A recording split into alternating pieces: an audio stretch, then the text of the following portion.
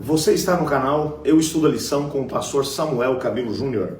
Hoje é sexta-feira, dia 13 de dezembro, e faremos um estudo adicional do nosso tema principal dessa semana, que foi a apostasia do povo.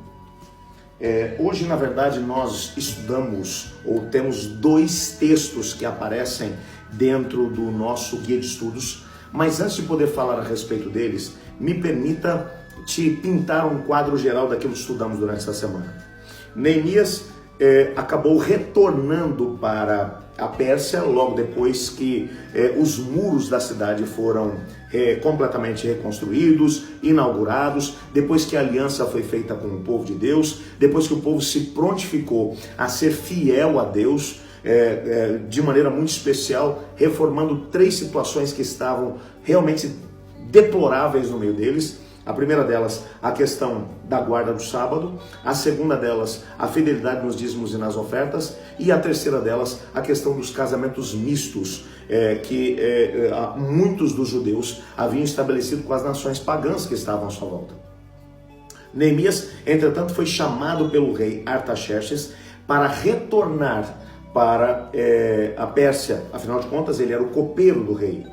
Ele retornou para a Pérsia para poder continuar o seu trabalho com o rei. Não sabemos exatamente quanto tempo ele ficou por lá, mas o nosso guia de estudos estabeleceu que ele deve ter retornado algo em torno de 530 a 525 a.C. Ele retorna a Jerusalém, muito provavelmente porque ele ficou sabendo o que tinha acontecido logo depois que ele acabou saindo dali de Jerusalém. O que havia acontecido? De maneira muito especial, o sumo sacerdote havia se corrompido, e nesse processo de corrupção que ele havia se permitido viver, ele havia trazido para dentro do templo Tobias, que era um amonita, um moabita, que vivia, tinha feito parte da coligação que estava tentando impedir que a construção de Jerusalém, a reconstrução de Jerusalém acontecesse.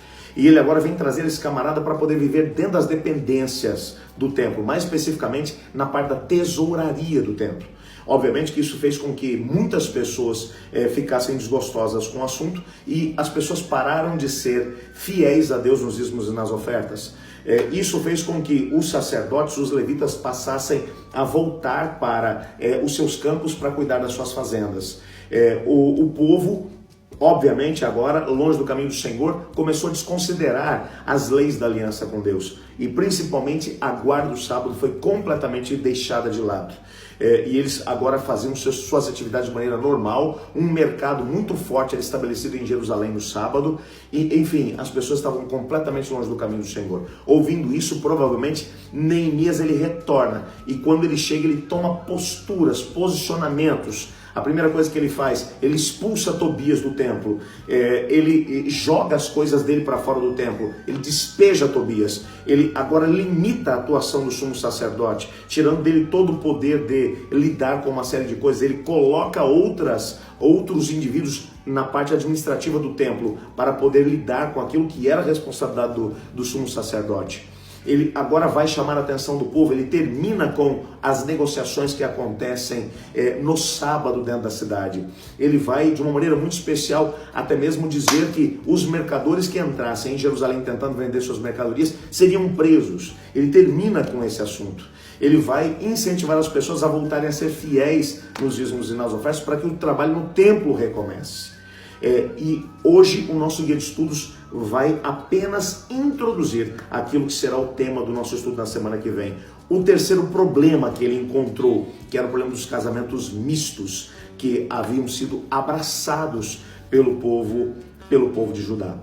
Ele agora vai colocar diante do povo a necessidade de que eles aprendam com aquilo que foi o exemplo dos pais deles no passado. Que eles haviam se afastado do caminho do Senhor, e isso só tinha trazido destruição para eles. Eles deveriam olhar e aprender. E no nosso guia de estudos hoje, dois textos são apresentados para poder mostrar a razão pela qual Neemias agiu dessa maneira. No primeiro momento, o primeiro texto que é-nos aqui apresentado é que Neemias deixou bem claro para os nobres, para os sacerdotes, para o sumo sacerdote, para o povo em geral, quais seriam as consequências deles persistirem na quebra da aliança de Deus, de que os juízos de Deus viriam sobre eles.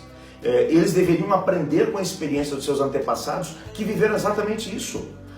Que foram invadidos por nações estrangeiras, foram dominados por elas, foram levados para o cativeiro, foram espalhados pelo mundo. Eles tinham experimentado antes disso fome, escassez, seca, enfim, tantas eram as maldições da aliança que haviam vindo sobre eles. A primeira coisa que Neemias vai mostrar é que a razão pela qual eles deveriam tomar posicionamentos. Isso nos ajuda a compreender que o relacionamento com Deus, ele faz sentido. Existe lógica na maneira de podermos lidar com Deus. Nós dependemos de Deus para podermos receber as bênçãos que necessitamos para sobreviver nesse mundo. Sem Deus, não existe nada de bom que possa sobreviver a nós.